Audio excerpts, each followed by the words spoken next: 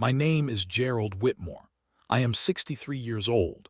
I drive a 10-year-old Ford pickup truck even though I could buy the dealership. I wear the same brand of work boots I have been wearing since I was 27. I take my coffee black. I do not own a yacht.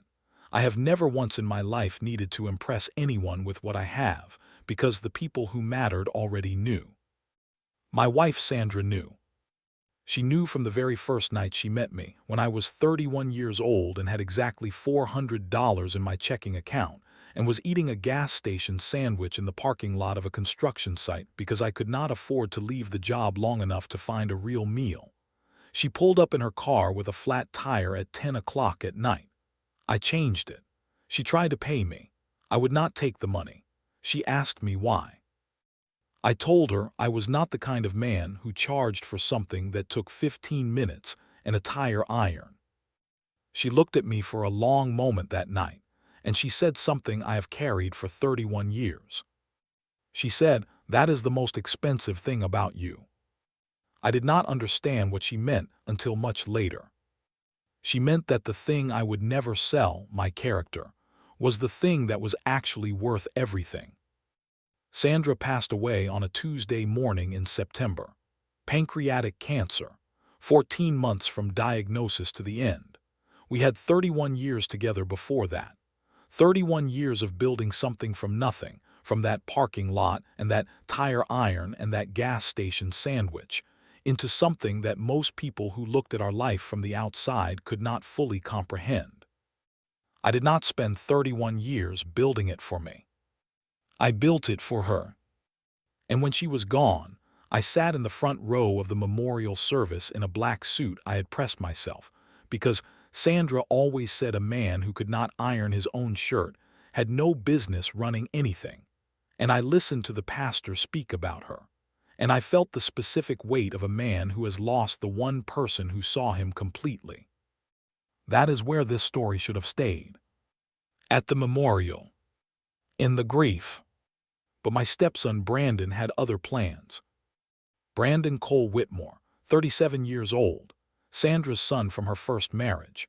I had known Brandon since he was 6 years old. I had coached his little league team. I had paid for his college. I had signed his first apartment lease when the landlord would not approve a 22-year-old with no credit history.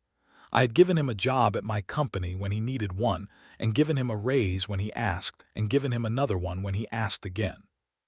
For 31 years, I had treated that boy like he was mine. He stood outside the memorial hall after the service, in a suit I had bought him for his sister's wedding 4 years ago, and he looked at me the way a man looks at a problem he has finally gotten tired of managing. And he said, "The free ride is over, old man." He said it to me, at my wife's memorial, while the flowers were still fresh and the pastor's words were still in the air and Sandra had not been in the ground for 3 hours. I looked at him. I did not raise my voice. I did not grab him by the collar. I did not say a single word. I reached into the inside pocket of my black suit jacket and I pulled out an envelope, a thick one, legal weight paper, the kind that costs extra at the print shop because some documents deserve to feel like what they are. I held it out to him. I said, "Everything you asked for is in there." He took it. He smiled the smile of a man who thinks he has just won something. 3 weeks later, his lawyer called him from the conference room where they had just finished reading page 7, and Brandon's face went the specific color of a man who realizes, all at once, that he has been holding a weapon that was pointed entirely at himself. This is that story. Hit like right now if you have ever smiled at someone who underestimated you. Subscribe to the channel and ring that notification bell. Drop a comment and tell me where you are watching from, because this one is going to take you all the way from a gas station parking lot to a $30 million boardroom and back again. Let us start from the very beginning. Gerald Arthur Whitmore was born in Macon, Georgia in 1961, in a house that had 3 rooms and a yard that was mostly dirt and ambition. His father, Robert Whitmore, Worked at a paper mill for 32 years. Same mill, same shift, same lunch pail. Robert was not a man who complained about his circumstances, but he was also not a man who changed them. He accepted what life offered with a quiet dignity that Gerald respected enormously and spent his entire adult life making sure he never had to replicate. His mother, Edna, cleaned houses. 3 days a week, 4 houses per day, $12 a house when she started and $18 when she retired. She kept the money in a coffee can in the kitchen cabinet behind the flour. Gerald found out about the coffee can when he was 9 years old and asked his mother why she did not use a bank. She had said, "Banks charge you for the privilege of holding your money. I would rather look at it myself." This was Gerald's first financial education. His second came at 14, when Robert's mill reduced hours and the family's already thin income became thinner. Gerald started mowing lawns in the neighborhood on Saturdays. $7 a yard. He had 6 regular customers within a month. His tools were a push mower that belonged to a neighbor who let him borrow it in exchange for mowing their yard for free, and a pair of work gloves he had taken from his father's toolbox. By the time he was 16, he had 12 customers, a used riding mower he had purchased for $240 with cash from the coffee can system he had started for himself, and a reputation in the neighborhood for showing up on time and finishing clean. His father had looked at the riding mower in the driveway one afternoon and said, "You bought that yourself?" Gerald had said, "Yes, sir." Robert had put his hand on his son's shoulder and stood there for a moment. He had said, "Don't ever let anybody tell you what you're worth." Gerald had carried this like a compass for 47 years. He did not go to college. The money was not there, and waiting for it felt like wasting time that could be used working. At 18, he took a job with a regional construction company called Macon Building and Grading. Entry level. He carried materials, operated equipment when they let him, watched the project managers and superintendents the way a student watched a teacher, always asking questions and always finishing his work before anyone else needed to ask him to. He was promoted to crew lead at 21. Site supervisor at 24. Project manager at 27. He was earning good money by 27. Not wealthy. Good. The kind of money that paid the bills and put some in savings and did not require the coffee can system anymore. He drove a used truck. He lived in a decent apartment in Macon. He wore the same brand of work boots he had been wearing since his first day at the construction company because they were the best boots available, and he had never needed anything more than the best functional version of something. On the night he met Sandra, he had $400 in his checking account, a reliable truck, a closet full of useful clothes, and a very clear understanding of what he was building and where it was going. He had not yet met the person who would make the building mean something. Sandra Cole was 30 years old the night of the flat tire. She had a 6-year-old son named Brandon from a marriage that had ended badly, her words, spoken matter-of-factly without self-pity, on their second date when Gerald had asked about her life, and she had decided to answer honestly because she was done performing for people she was not sure about yet. She was a bookkeeper. She worked for a small accounting firm in the city. She was precise, organized, and had the specific quality of a woman who had been through something hard and had come out of it with her standards intact rather than lowered. She did not need rescuing. She was clear about this from the start. What she needed, and what she told Gerald directly after 3 months of dating because she did not believe in letting things become complicated through silence, was someone who showed up. Gerald said, "That I can do." He meant it. He showed up for 31 years. The first year with Sandra was modest. They dated carefully, taking time, not rushing. Brandon was 7, then 8. Gerald went to his little league games and brought sandwiches. He did not try to be the boy's father immediately. He showed up, was consistent, was the same person every time Brandon saw him, and let the relationship build at whatever pace the boy needed. Brandon needed about 2 years. At 9 years old, after a game where Gerald had come despite a work emergency that had required him to drive 90 minutes and arrive in the third inning still wearing his work clothes, Brandon had looked at him from the backseat of the car and said, "Gerald, are you going to marry my mom?" Gerald had said, "I would like to." Brandon had said, "Okay." That was the entire negotiation. Gerald and Sandra married the following spring. Gerald was 32. Sandra was 31. Brandon was 9 years old and wore a clip-on tie to the ceremony because it was the only kind he could manage himself, and he had insisted on managing it himself. The business did not start immediately. Gerald stayed at Macon Building and grading for 2 more years after the wedding, saving, watching, and learning the specific gap in the market that he had been identifying for 3 years. The gap was this: residential construction in the Southeast was growing faster than the project management infrastructure could support. The companies doing the building were capable. The companies managing the scheduling, the subcontractor coordination, the materials procurement, and the quality control were not. Gerald knew how to do all of those things. In 1996, at 35 years old, he left Macon Building and grading on a Friday, signed a lease on a small office space on Monday, and opened Whitmore Construction Management on a Tuesday. He had $42,000 in savings. Sandra had $12,000. They pooled it. She kept the books from day one. The coffee can system, upgraded to a proper accounting software that she had taught herself over 2 weekends. The first year was brutal in the specific way that first years always were. 3 clients, thin margins. Gerald working 16 hours a day, 6 days a week, every dollar going back into the operation. Sandra working her bookkeeping job during the day and managing Whitmore's accounts in the evenings. Brandon doing homework at the kitchen table while his mother and stepfather built something around him. There was a Tuesday night in the second year of the business when Gerald sat at the kitchen table at midnight looking at the numbers and understood that if 2 specific payments did not come in before the 15th, he could not make payroll, not his own salary, the 3 employees he had hired by then. He had sat with that for an hour.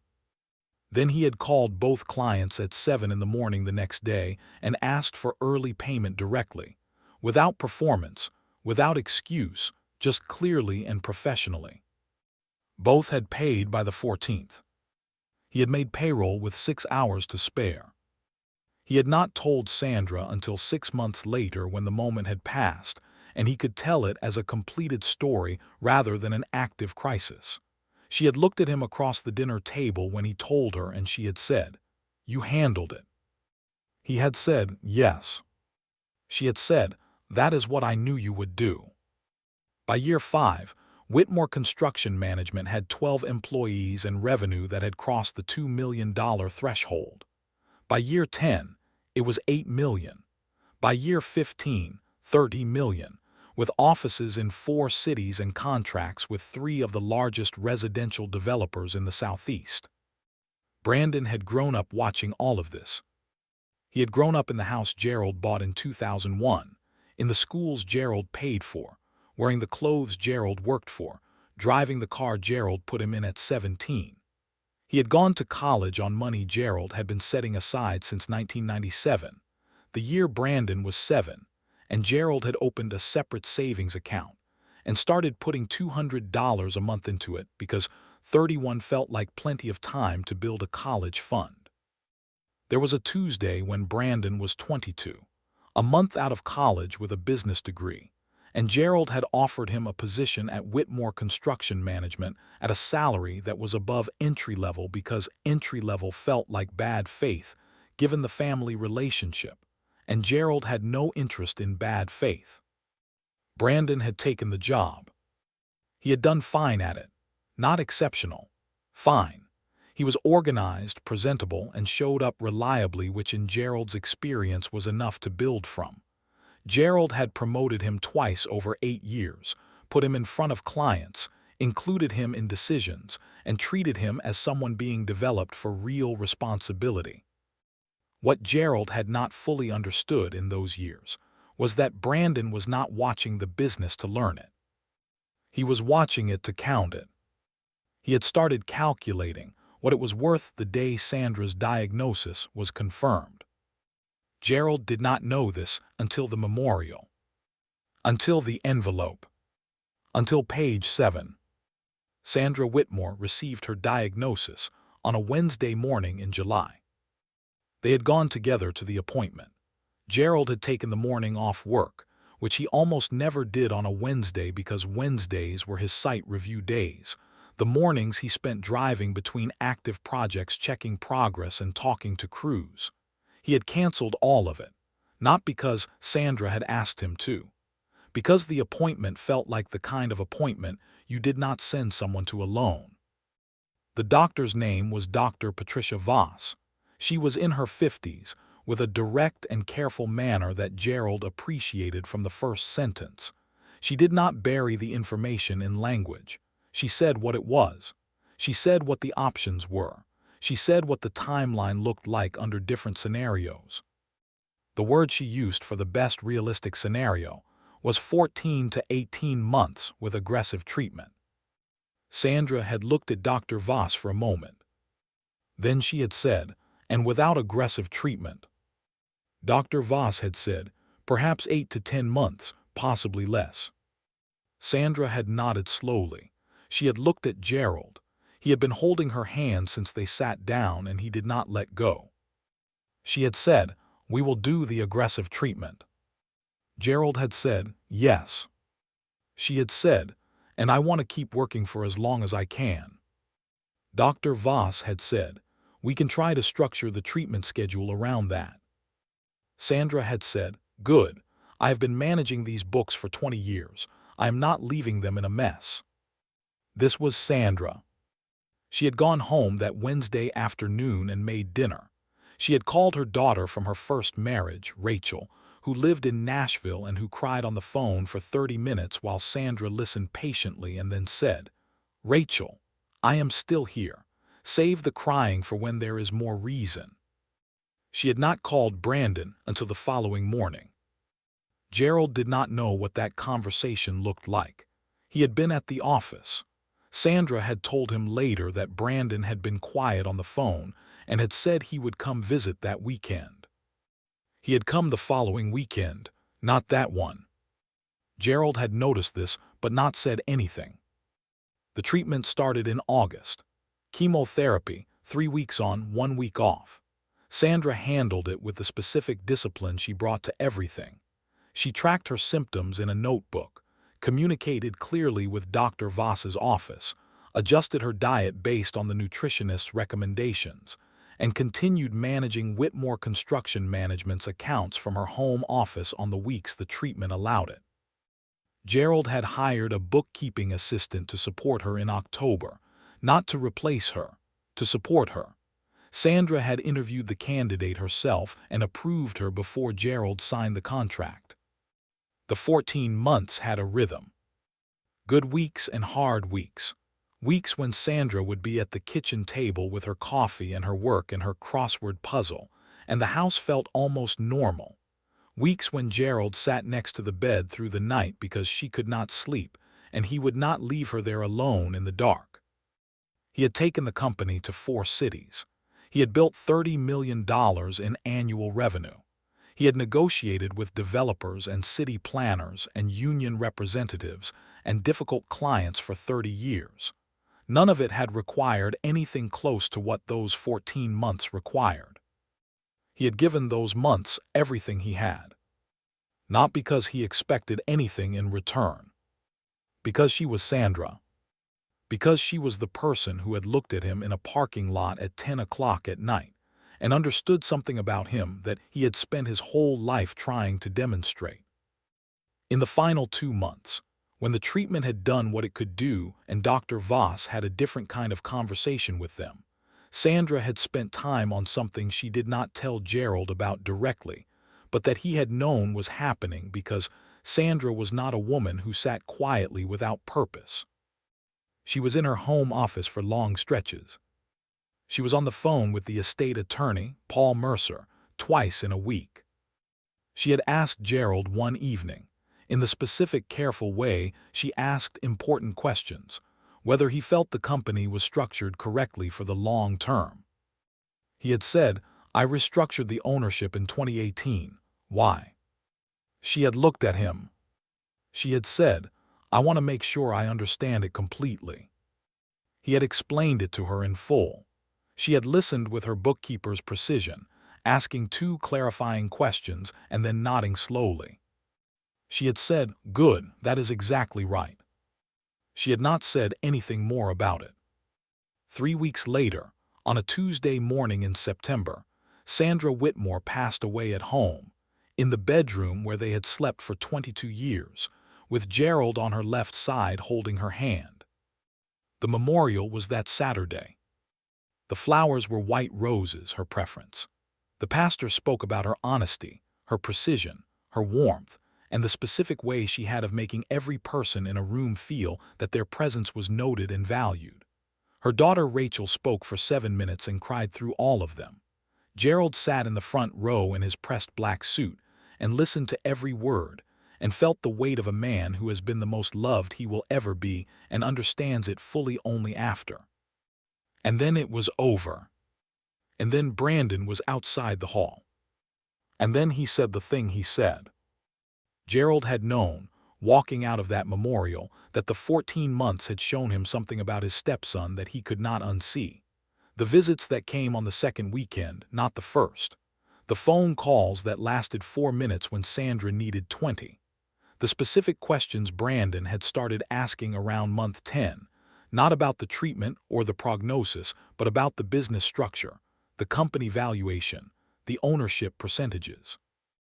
Gerald had answered the questions. He had answered them because he had nothing to hide.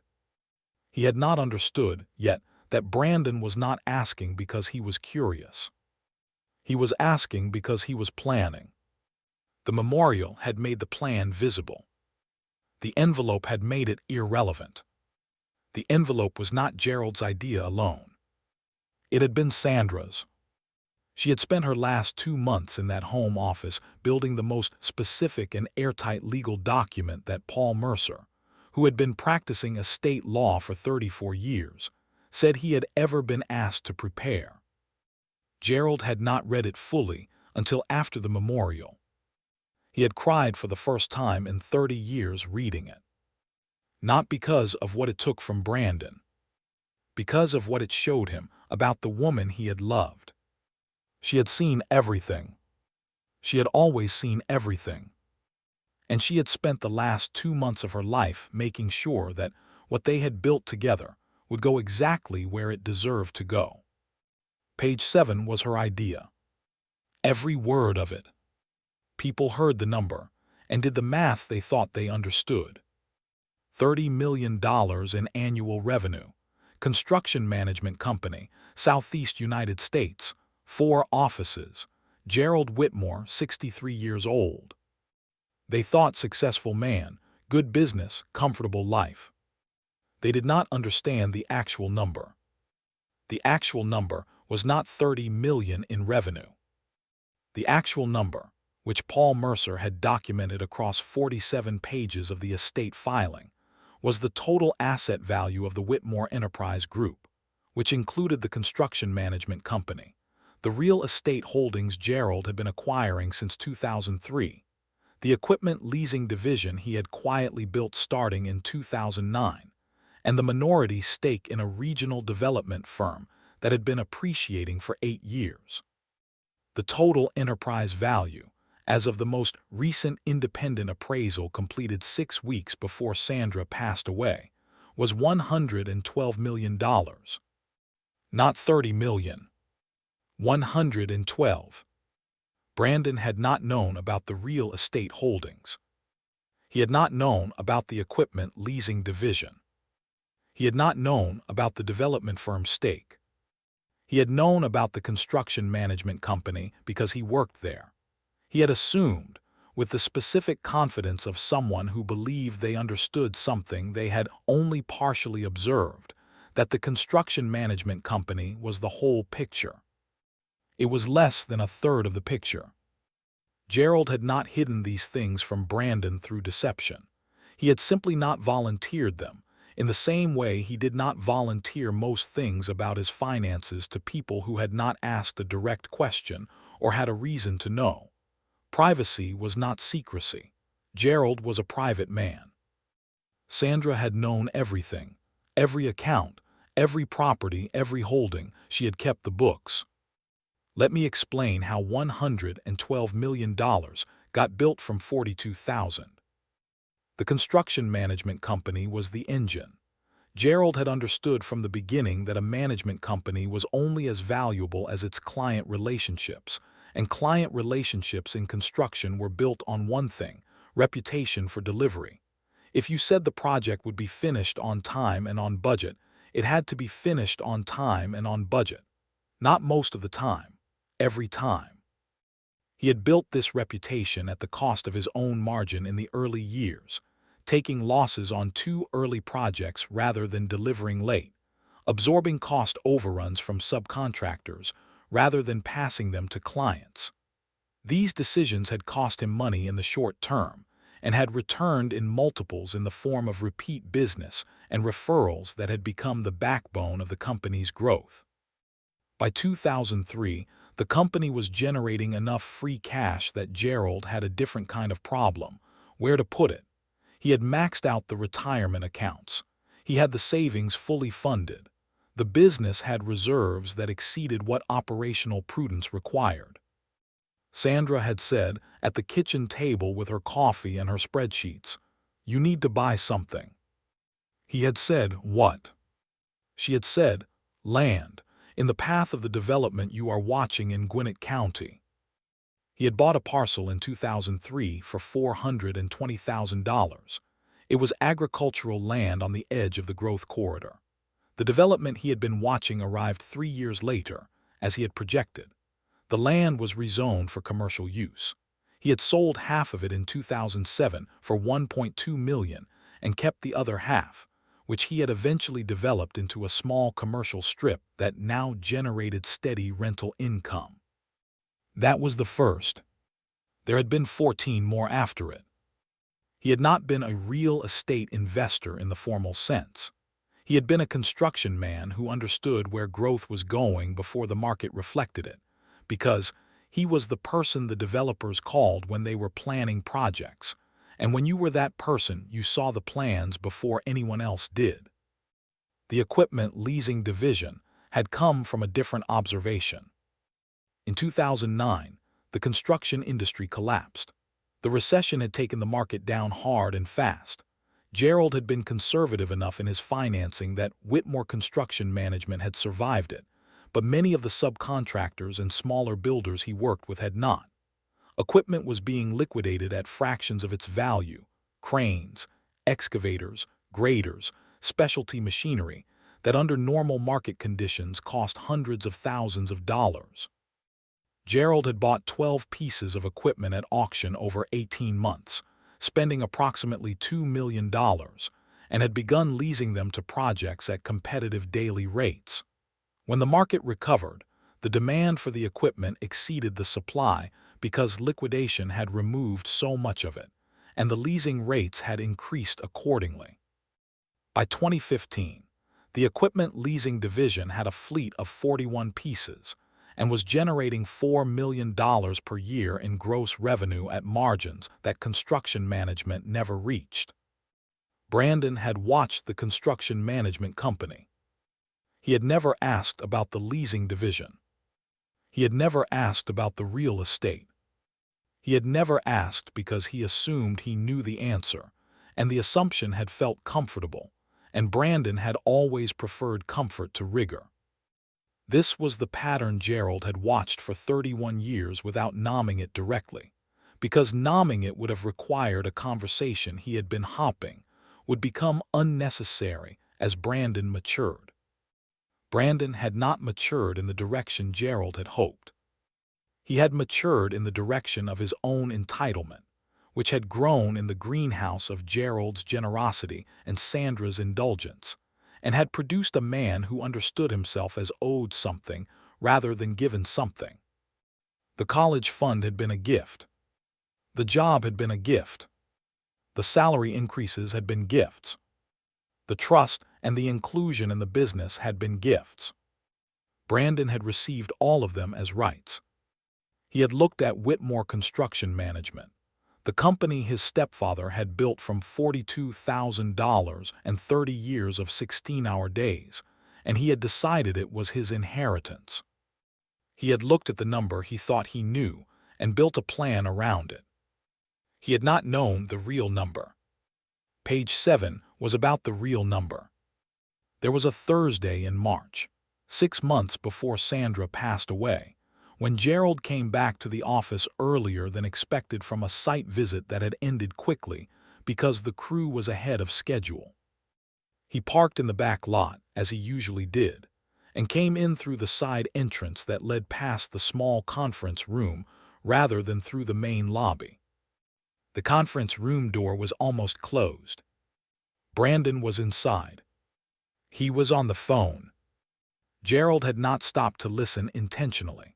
He had slowed because he heard his own name spoken in the specific tone that people used when they were talking about someone who was not supposed to hear. He had heard enough. Brandon was on the phone with someone discussing the company's valuation, not in the way an employee discussed a company's value out of professional interest, in the way a person discussed an asset they were expecting to receive. He had heard Brandon say, "Once it transfers, I want to have someone in place to run the day-to-day. I am not going to be doing site visits." Gerald had stood in the hallway for approximately 4 seconds. Then he had walked to his own office, closed the door, and sat down. He had thought about Sandra, at home that day, on a treatment week, resting but working, her notebook of symptoms and her laptop open to the company's accounts. He had thought about 31 years. He had thought about what his father had said in the driveway with the riding mower. "Don't ever let anybody tell you what you're worth." He had picked up his phone. He had called Paul Mercer, the estate attorney, who he had not spoken to in 3 years because the estate documents had been filed and updated in 2018, and he had not had reason to revisit them since. Paul had said, "Gerald, good to hear from you. What can I do?" Gerald had said, "I need to have a conversation soon." He had not told Sandra about what he heard that Thursday. Not because he wanted to keep it from her, because Sandra was managing something that required every resource she had, and because he understood, in the way he understood most important things, that this was something he could handle himself. He had met with Paul Mercer 3 times over the following 2 months. The third meeting had lasted 4 hours. Sandra had asked him once during that period where he was going on a Tuesday morning when she knew he did not have site visits scheduled. He had said, "Meeting with Paul." She had looked at him with her bookkeeper's eyes, the ones that missed nothing. She had said, "Good." Just that. He had realized in that moment that she knew. Not about the phone call necessarily. About Brandon. She had always known about Brandon. She had loved her son with the specific love of a mother who sees her child clearly, including the parts that were not good, and who had spent years hoping that clarity was wrong. The Thursday phone call had confirmed what she had been hopping was wrong. And so they had both, independently and then together, begun preparing. Paul Mercer had described the document they eventually produced as the most comprehensively constructed estate protection arrangement he had prepared in 34 years of practice. It had taken 2 months. Sandra had contributed to the final 2 months from her home office, reviewing drafts, suggesting language, identifying specific provisions that she knew were necessary because she knew her son and she knew what he would try. The envelope that Gerald handed Brandon outside the memorial contained what he had asked for. Everything Brandon had assumed was coming to him was in the envelope. He just had not read past page 6. The memorial was held at Resurrection Lutheran Church on Oak Street, the same church where Gerald and Sandra had been married 31 years earlier. Gerald had chosen it without discussion. It was the right place. Sandra had agreed when he mentioned it during the final weeks, nodding from her bed with the specific approval she reserved for decisions that were correct. The service had 214 people in attendance. Gerald knew this because he counted, not during the service. Before, when he was standing in the back with the pastor going through the order of events, and the pews were filling, and he had needed something to do with his hands and his eyes that was not looking at the casket. 214 people. Clients, employees, neighbors, friends from 30 years of living in one community, and showing up consistently for every fundraiser, every school event, every neighborhood association meeting. People who had known Sandra in her various capacities: bookkeeper, volunteer, church member, community presence, and who had come on a Saturday to say that her being in the world had mattered to them. Gerald had sat in the front row with Rachel on his left. Brandon had sat on Rachel's other side. Gerald had not looked at Brandon during the service. Not because of anger, because the service was about Sandra and his attention belonged to Sandra. After the pastor spoke, Rachel spoke. She had written her remarks on index cards and held them in shaking hands and delivered every word despite the tears, because that was the kind of woman Rachel was and always had been. Gerald had watched her and felt the specific love of a man for the people who had shown up in ways that required something from them. Brandon had not spoken. He had been invited to. Gerald had told him a week before the service that there would be an opportunity for family remarks if he wanted it. Brandon had said he was not good at public speaking. Gerald had said that was all right. He had not pushed. After the service, as people gathered in the fellowship hall, Gerald had stood near the entrance accepting the handshakes and the embraces and the carefully chosen words of 214 people, each one a small piece of the map of Sandra's life. Brandon had stood on the far side of the room, not greeting people, not accepting condolences. On his phone. Gerald had seen this in his peripheral vision and had filed it and had continued accepting handshakes. An hour later, when the gathering began to thin, Gerald had walked outside to get air. The October afternoon was cool and clear, the kind of afternoon that should not be beautiful but was, which felt like the specific cruelty of grief. Brandon had been standing on the side of the building, near the parking lot. He had seen Gerald come out, and had walked toward him with the specific purposeful stride of a man who has been waiting to have a conversation.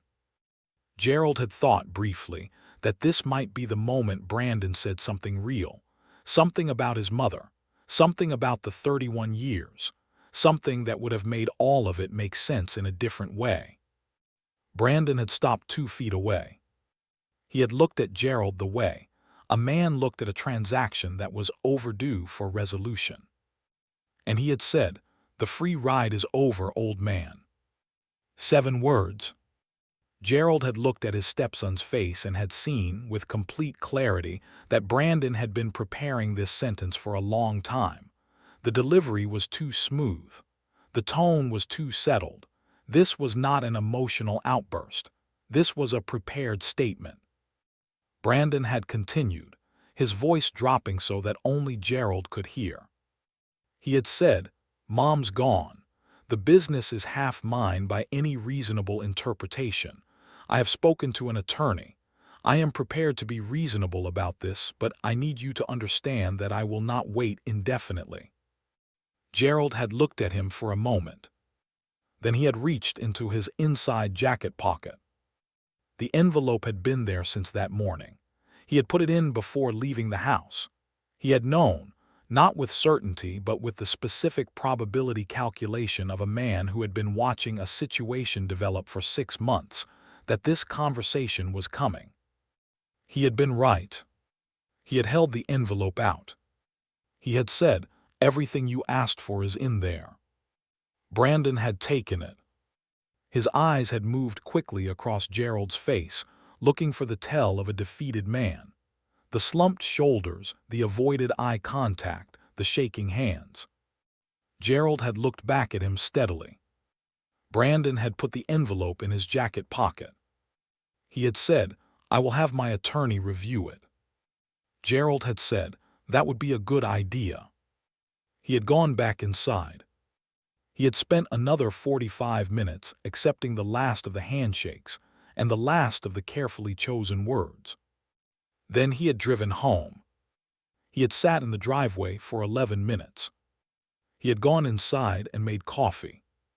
He had sat at the kitchen table where Sandra had kept the books for 30 years, and he had drunk his coffee black, and he had waited for what was coming. The envelope contained 41 pages. Not 41 pages of legal language designed to confuse. 41 pages of the most specific and clearly written document that Paul Mercer, in his own words to Gerald 3 weeks after the memorial, had ever been involved in preparing. He had said, "Sandra drove most of this. I want you to know that. The architecture is her thinking." Gerald had said, "I know." He had said it the way a man said something he had always known, but which had still managed to surprise him when it was confirmed.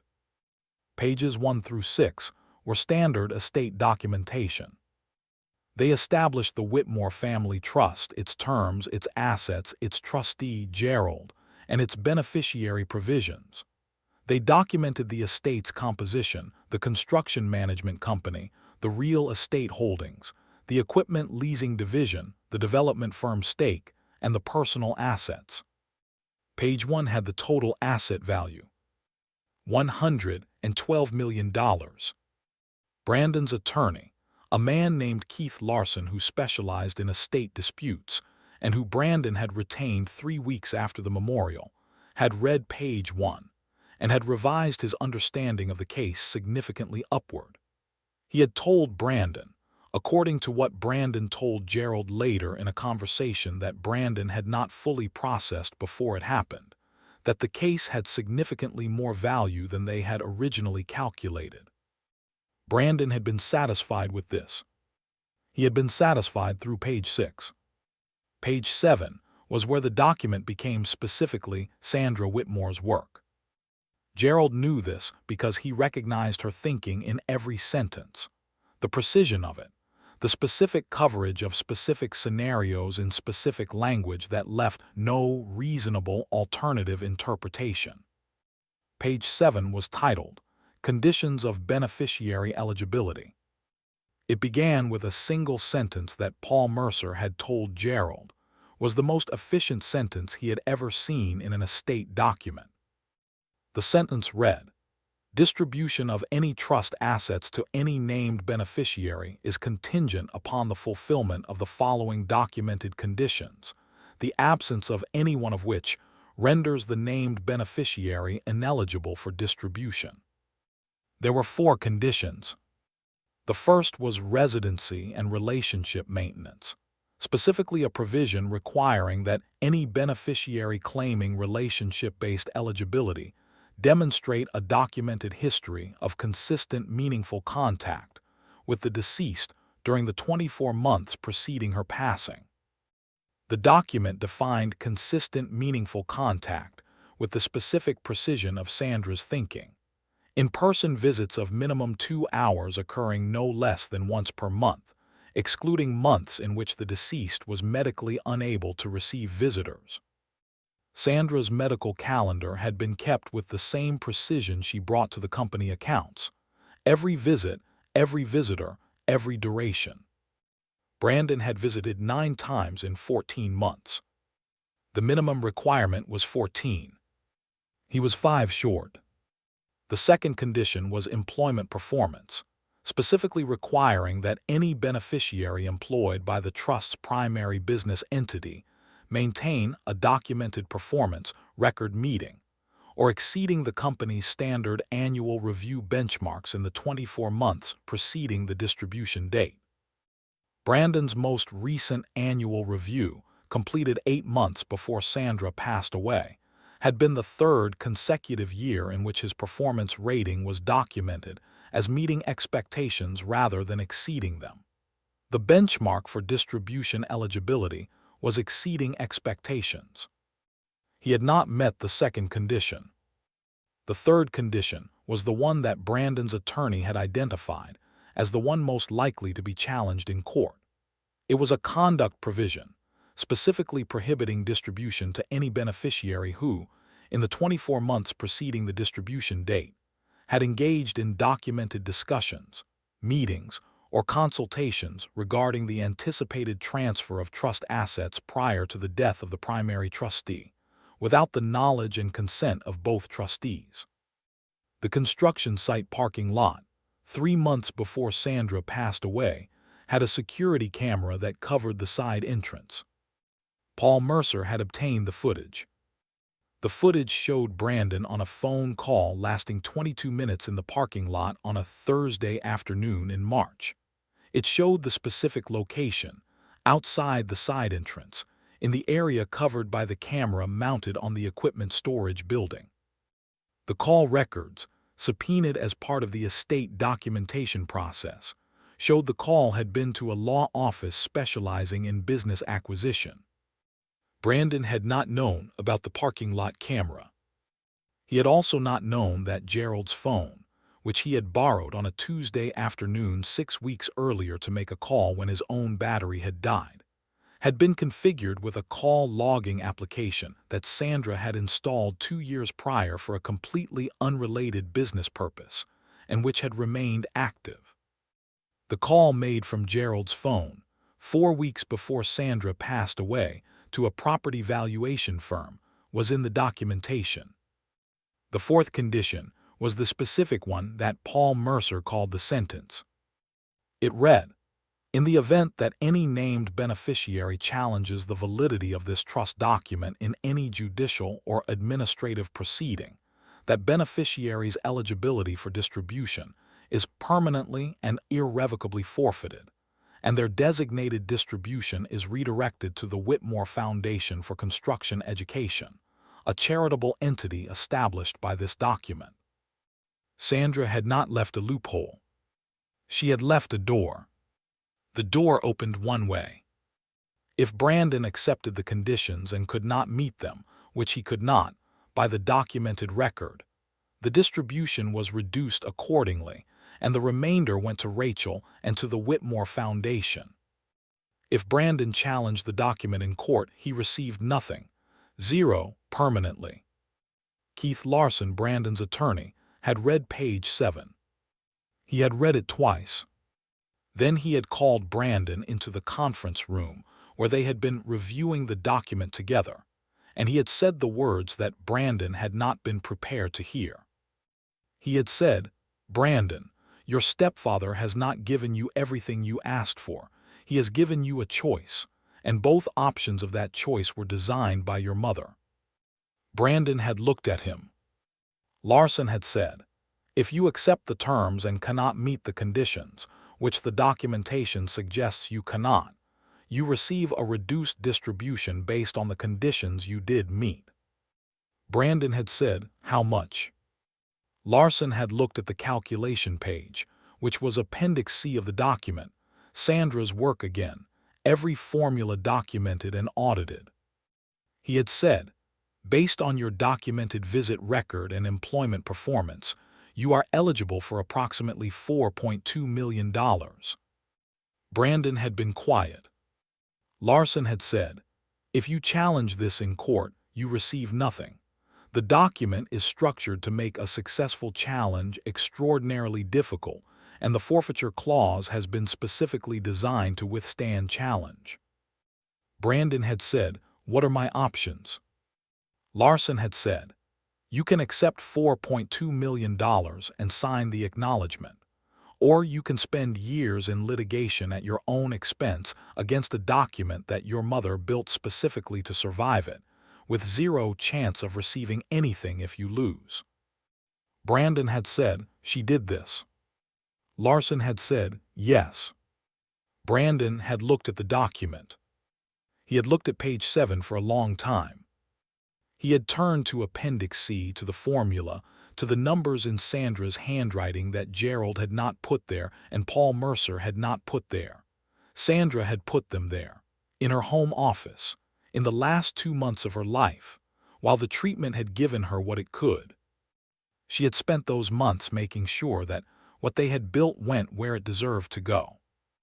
And she had made sure that the one person who had looked at what they built and called it a free ride understood, in the most specific legal language available, exactly what it had cost. The week after Brandon's attorney called with the news that Brandon would not be contesting the document, Gerald woke up at 5:30 in the morning as he always did, made coffee as he always did, and sat at the kitchen table as he always did. The house was the same. The kitchen was the same. The table was the same table where Sandra had kept the books for 30 years. Gerald was not the same. Not damaged, not broken, changed in the specific way that losing someone permanently changes the architecture of your daily life, the way a room feels different after the furniture has been rearranged, familiar but altered, the same walls and a different arrangement. He drank his coffee and he thought about her. He thought about the first morning of their marriage, 31 years ago, when he had come downstairs at 5:30 as he always did and found Sandra already at the table with the company accounts open, because she was a woman who wasted nothing, including morning quiet. She had looked up and said, "You are also a 5:30 person." He had said, "Always have been."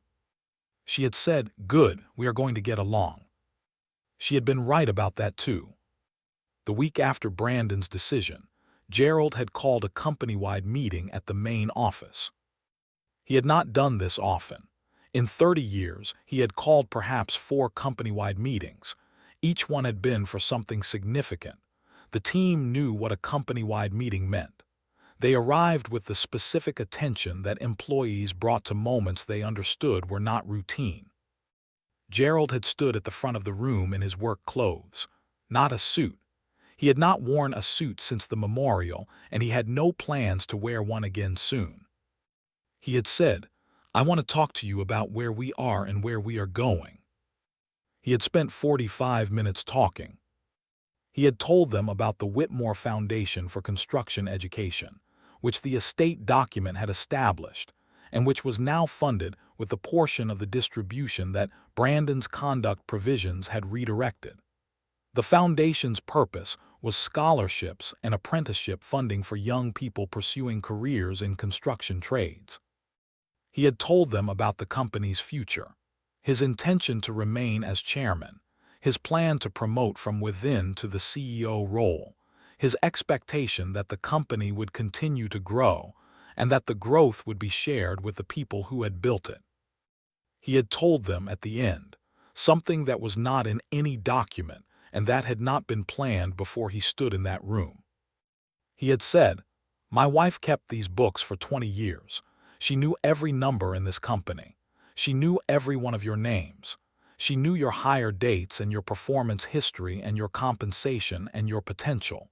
She believed in this company because she believed in the people doing the work." He had stopped for a moment. He had said, "I am going to honor her by continuing to believe in those same people." The room had been very quiet. Then Thomas Brandt, who had been with the company for 19 years and who had the specific quality of a man who said things when they needed to be said and not before, had started clapping. Not a performance, a response. The room had followed. Gerald had nodded and looked at his boots and felt, for the first time since the Tuesday morning in September when Sandra had taken her last breath, something that was not grief. It was not happiness either. It was the specific thing that existed between those two states for a man who had spent 47 years showing up, and who was not done showing up yet. It was purpose. He had driven back to the house that evening and sat on the front porch with his coffee and looked at the yard and thought about what was next. Not for the company. For himself. He had turned 63 in August. In the weeks before Sandra's passing, they had talked, briefly and carefully, about what life looked like after.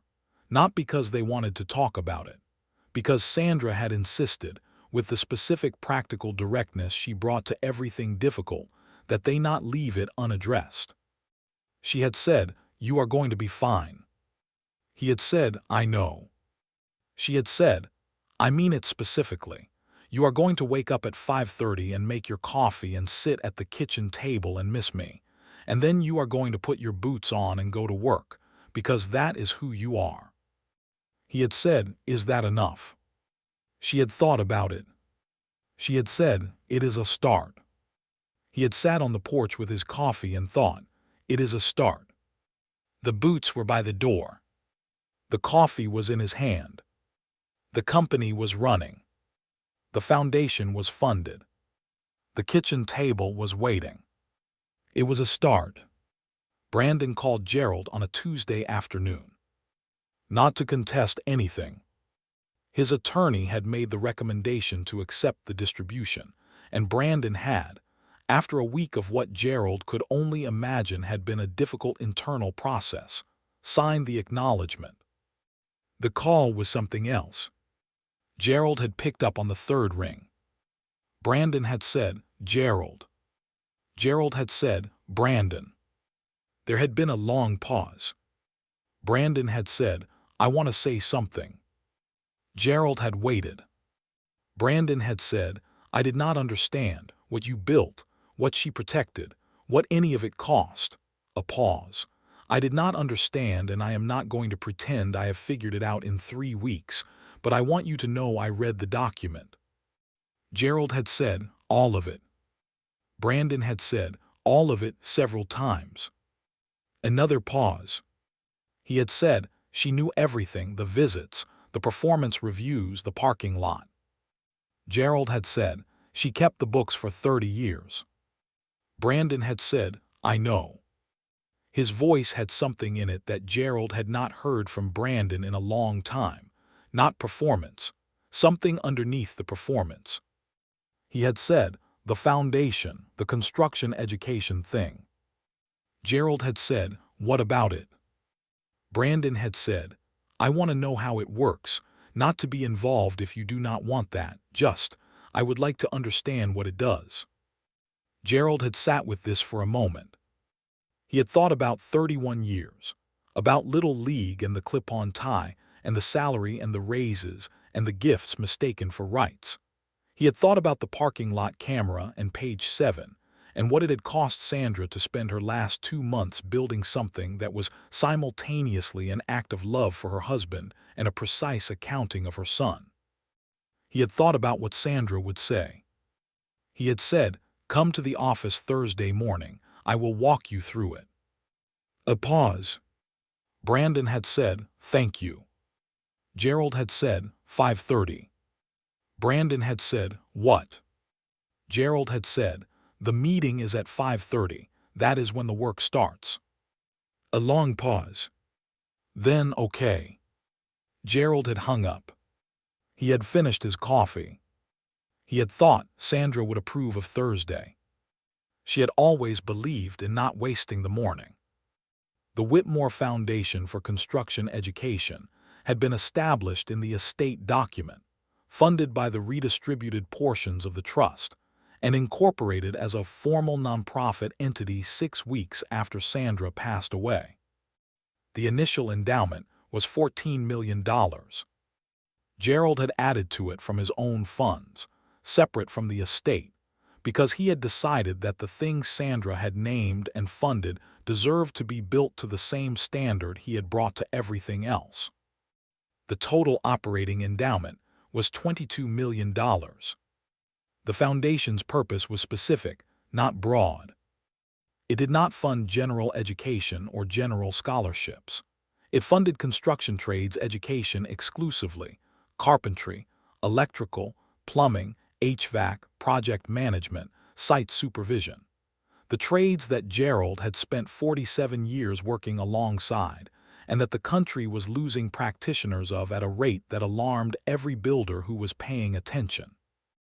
He had identified 3 partner institutions in the Southeast: a community college with an established construction technology program, a regional apprenticeship training center, and a high school vocational program in Macon that happened to be in the same district where Gerald had grown up. The Macon program had been his specific addition. He had driven to Macon on a Wednesday in November, his first trip back in several years, and had sat in the office of the vocational program director, a woman named Mrs. Chandra Patel, who had been running the program on a budget that required her to ask the school district for permission to replace equipment that had been outdated since 2015. He had sat across from her and said, "What do you need?" She had looked at him carefully. She had said, "Mr. Whitmore, that is the question nobody asks." He had said, "I am asking." She had taken out a notebook. She had been specific. He had listened. He had said, "I will have my foundation director call you Monday. What you just described is what the endowment exists for." She had looked at him. She had said, "Why Macon specifically?" He had said, "I mowed lawns here when I was 14 with a borrowed push mower."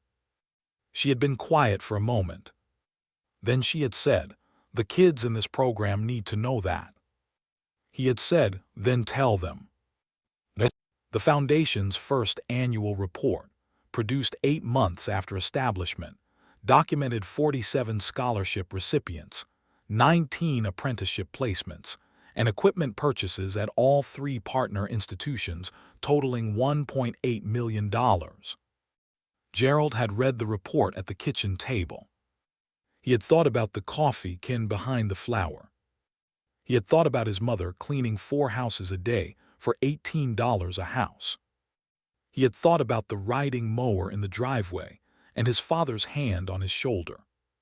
He had thought about the gas station parking lot and a flat tire, and a woman who had looked at him and understood something true. He had thought 47 young people in trade programs, because Sandra had spent her last 2 months in that home office with her laptop and her notebook and her precision. He had put the report down. He had made a fresh cup of coffee. He had sat back down at the table. He had thought this is what it was for. All of it. Every early morning and every 16-hour day and every project that finished on time and every client who came back and every decision to reinvest instead of spend and every piece of land purchased in the path of growth and every piece of equipment bought at auction when the market was down. It was for this. 47. He had looked at the window. Outside, it was a Tuesday morning in spring. The yard was beginning to green. The oak tree that Sandra had planted in 2002 because she said the yard needed something with roots was doing what it always did, which was growing without calling attention to itself. Gerald had looked at the tree for a while.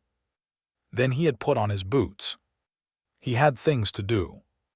There was a morning in May, 7 months after the memorial, when Gerald arrived at the main office at 5:15 because he was always early and the day had something in it that felt like it deserved 15 extra minutes. He stood in the parking lot for a moment before going inside. The building was his. Had been since 2004 when he had bought it from the original owner, a decision Sandra had approved with 2 taps on her calculator and a nod. The sign above the entrance said Whitmore Construction Management in clean sans serif letters that had not changed since the day it was installed. He had stood in this parking lot 10,000 times. He had stood in it the morning he hired his first employee, a man named Davis who had worked for him for 11 years before retiring. He had stood in it the morning of the contract that had taken the company over $10 million in revenue for the first time, a Wednesday in 2008 when he had called Sandra from the parking lot to tell her the number and she had said, "I know. I just updated the spreadsheet."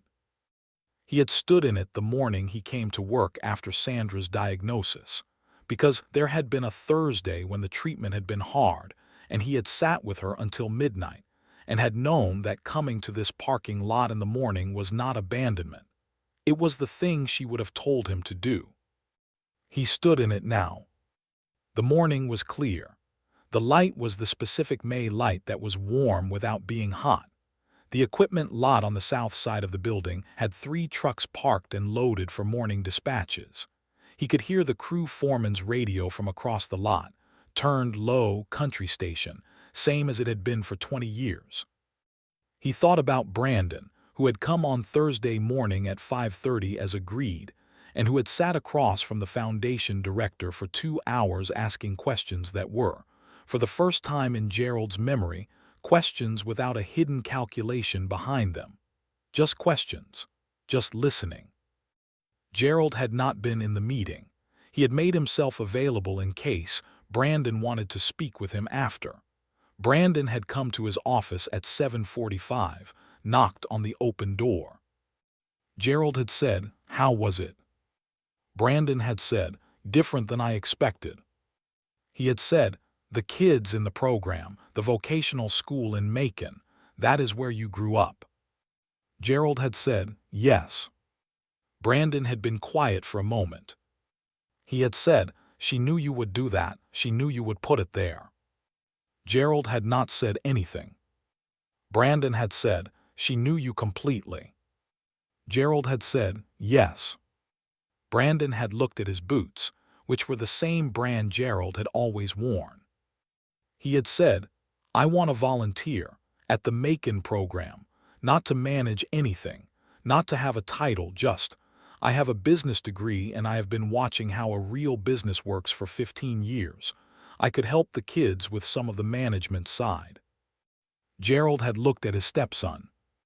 He had thought about the little league game, the clip-on tie, the apartment lease. He had thought about all the things Brandon had received as rights, and all the things it had cost, and the specific distance between the man who had said 7 words outside the memorial and the man standing in the office doorway asking for nothing. He had said, "Call Mrs. Patel, she is the program director. Tell her Gerald Whitmore said to return your call." Brandon had said, "Okay." He had turned to go. Gerald had said, "Brandon." He had turned back. Gerald had said, "Your mother would be glad about this." Brandon had looked at him. His face had done something that Gerald had not seen it do in a long time. He had said, "I know." He had gone. Gerald had stood in the parking lot now, 7 months after the memorial, $112 million in assets, $22 million in a foundation bearing Sandra's name, 47 young people in trade programs, 2 offices still to visit today, a site review in the afternoon, and a kitchen table to come home to tonight. He was 63 years old. He drove a 10-year-old Ford pickup truck. He wore the same brand of work boots he had been wearing since he was 27. He took his coffee black. He did not need to impress anyone. He had built something. He had loved someone. He had not been told what he was worth, and he had not told anyone else. He had simply shown up. Every morning. For 47 years. And he was going to show up again today. He went inside. The day started. So that is Gerald Whitmore. And Brandon Cole Whitmore. And page 7. Let me say the thing that is underneath all of it, because the legal document and the numbers and the foundation are satisfying, but they are not the story. The story is Sandra. A woman who spent 14 months in treatment that was taking everything from her, and used the 2 months at the end to build something precise and specific and airtight, because she knew her husband and she knew her son, and she understood that love was not the same as protection, and that sometimes you had to provide both separately. She did not build page 7 out of anger. She built it out of accuracy. She had kept the books for 30 years. She knew every number. She knew every visit. She knew every phone call from every parking lot. She had the data. She had the records. She had the spreadsheets and the calendars and the performance reviews. She had used all of them. Not to punish. To protect. Gerald spent 31 years building something from a gas station parking lot and $42,000, and a borrowed push mower and 16-hour days, and every early morning, and every decision to reinvest instead of spend. Sandra spent 31 years watching him do it, and understanding exactly what it cost, and exactly what it was worth, and exactly who deserved it. And in the last 2 months of her life, she sat at the kitchen table where they had built everything together, and she made sure it went where it deserved to go. That is the most expensive thing about her. The thing she would never sell. Her character. She had the same thing Gerald had. He had known it since the parking lot. He had just been given 31 years to confirm it. Like this video, if you believe that real love does not just show up in the good moments. It shows up in the documents. It shows up in the planning. It shows up in the 2 months someone spends making sure you are protected after they are gone. Subscribe to the channel right now. Ring the notification bell. We post every week, and every week we have a story like this one. A story about what people build and what it costs and who it belongs to when everything is said and done.